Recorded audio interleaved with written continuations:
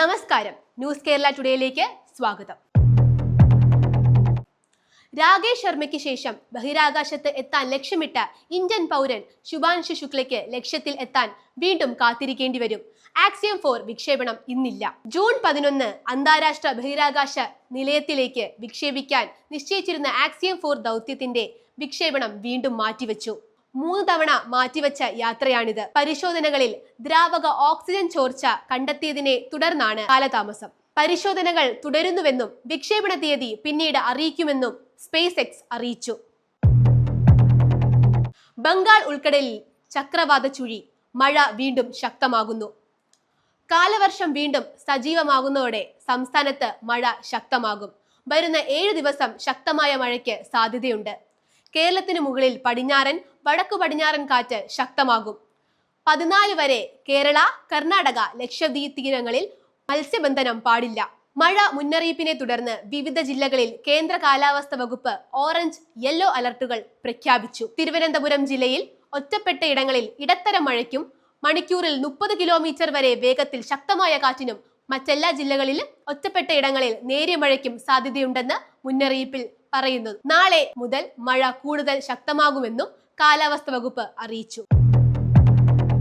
Junior ആർട്ടിസ്റ്റിന്റെ മൊഴിമാറ്റം. ജയസൂര്യയ്ക്കും Balachandra മേനോനുമെതിരെ തെളിവില്ലെന്ന് police.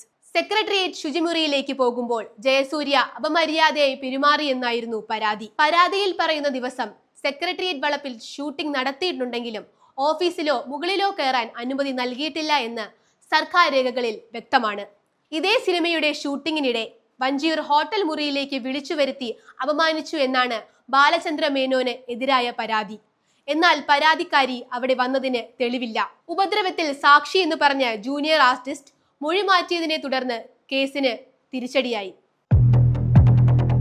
നടൻ G കൃഷ്ണകുമാറിന്റെ മകൾ ദിയ കൃഷ്ണയുടെ ആഭരണ കടയിൽ നിന്ന് വനിതാ ജീവനക്കാരുടെ അക്കൗണ്ടിലേക്ക് QR കോഡ് വഴി 66 ലക്ഷം രൂപ വന്നതായി പോലീസ് കണ്ടെത്തി. 3 ജീവനക്കാരുടെ ബാങ്ക് സ്റ്റേറ്റ്മെന്റ് പരിശോധിച്ചതിൽ നിന്ന് 66 ലക്ഷം രൂപ ഇവരുടെ അക്കൗണ്ടിലേക്ക് എത്തിയതായി കണ്ടെത്തി.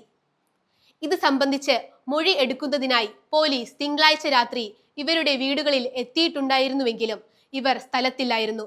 66 ലക്ഷം രൂപ ഇവരുടെ അക്കൗണ്ടിൽ വന്നിട്ടുണ്ടെങ്കിലും ഇവർ പണം ചെലവാക്കിയത് എങ്ങനെയാണെന്ന് കണ്ടെത്തിയിട്ടില്ല. നികുതി വെട്ടിക്കുന്നതിനായി ദിയ പറഞ്ഞിട്ടാണ് പണം തങ്ങളുടെ അക്കൗണ്ടിലേക്ക് മാറ്റിയത് എന്നാണ് ജീവനക്കാരുടെ മൊഴി. പലപ്പോഴും ജീവനക്കാർ അക്കൗണ്ടിൽ നിന്ന് പണം പിൻവലിച്ചതായും ബന്ധുക്കളുടെ അക്കൗണ്ട് വഴി പണം നൽകിയതായും പോലീസിന്റെ പ്രാഥമിക പരിശോധനയിൽ കണ്ടെത്തിയിട്ടുണ്ട്. ദിയ കൃഷ്ണയുടെ ഓഡിറ്ററോടും സ്റ്റേഷനിൽ എത്താൻ നിർദ്ദേശം നൽകിയിട്ടുണ്ട്. നികുതി അടച്ചതിന്റെ വിവരങ്ങളാണ് തേടുന്നത്. നികുതി അടച്ചതിന്റെ രേഖകൾ കോടതിയിൽ ഹാജരാക്കുമെന്നും ദിയയും കൃഷ്ണകുമാറും പ്രതികരിച്ചു.